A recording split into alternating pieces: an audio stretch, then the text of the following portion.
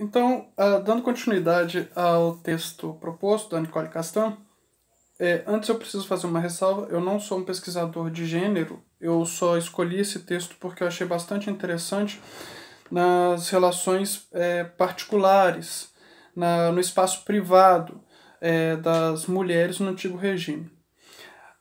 E a Nicole Castan não vai fazer uma discussão somente das mulheres, e sim o que é a infância, enfim, vale a pena ler e esse texto está disponível em PDF.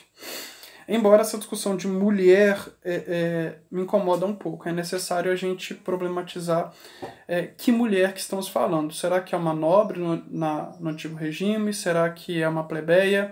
É uma plebeia burguesa? É uma plebeia camponesa? Isso tudo é importante a gente chamar a atenção, principalmente numa sociedade antigo regime, conforme a gente vem vendo nas aulas aí, que essas diferenças são bastante importantes. Então, a Nicole Castan chama atenção para uma vida privada no feminino. E ela acha isso um tanto quanto paradoxal, já que o espaço privilegiado da mulher nessas sociedades é o âmbito do lar, é o ambiente doméstico. Então seria um tanto quanto redundante falar de vida privada, já que o espaço dela estaria restrito ao universo do lar. A mulher, nessa sociedade de antigo regime, explicitamente é excluída dos papéis públicos, das responsabilidades políticas, administrativas, municipais e corporativas. Porém, analisando com um pouco mais de cuidado, Castan vai chamar atenção para que, se há uma estratificação social dessa sociedade de antigo regime, essa estratificação também é trazida para dentro do lar. Então, se a mulher é serva, ela também pode ser vista como autoridade conforme os espaços que estamos falando. Para Castan, a mulher ela vai assumir uma hegemonia, entre aspas, no universo doméstico, quando se trata da economia, da modéstia e da dedicação. Então, há uma divisão de poderes conforme os espaços. E o interesse aí é delimitar liberdades e isolamentos possíveis para essa mulher. Assim, e eu estou citando, na página 409 e 410, Castan vai falar o seguinte, abre aspas, é bem verdade que a gestão da casa se presta a evidentes formas de privatização. Naturalmente, a menos que pertença às classes superiores, ou seja, a mulher e viúva. A mulher não participa da economia externa mercantil. Não vemos concluir contratos nas feiras. A administração do patrimônio, a manipulação do dinheiro e do crédito não são de sua competência. Porém, o que a gente percebe é que no trato do pequeno comércio, de produtos alimentícios, de pequenos empréstimos, e transações clandestinas, a mulher é bastante atuante nessas relações e bens financeiros e também nas redes de solidariedade entre si, entre mulheres. E, além disso, falando dessas redes de solidariedade, as vizinhas elas assumem uma relação de cumplicidade entre si, principalmente porque diante da restrição dos espaços coabitados por essas mulheres, né?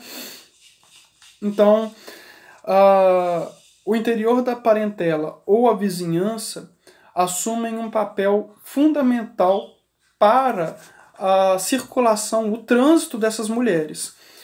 E se a gente chama atenção, por exemplo, e a Castan aponta isso, num subúrbio de Toulouse, no final do século XVIII, havia uma casa de 3 andares onde abrigava 16 famílias de artesãos em cada quarto.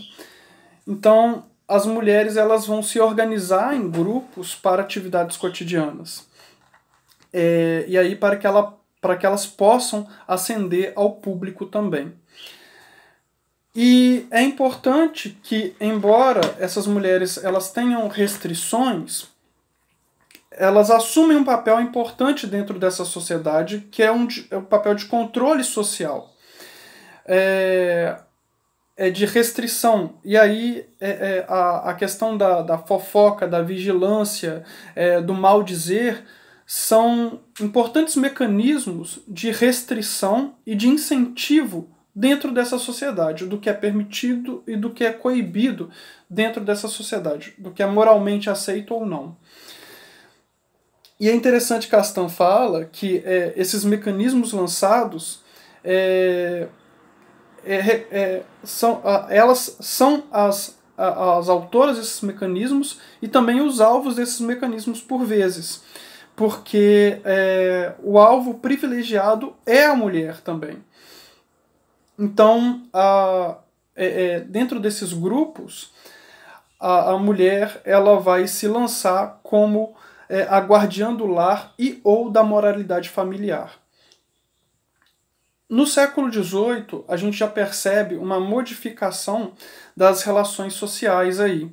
E aí a construção da etiqueta. O que significa isso? Principalmente entre os anos 1750 e 1760, a corte e o rei, principalmente falando,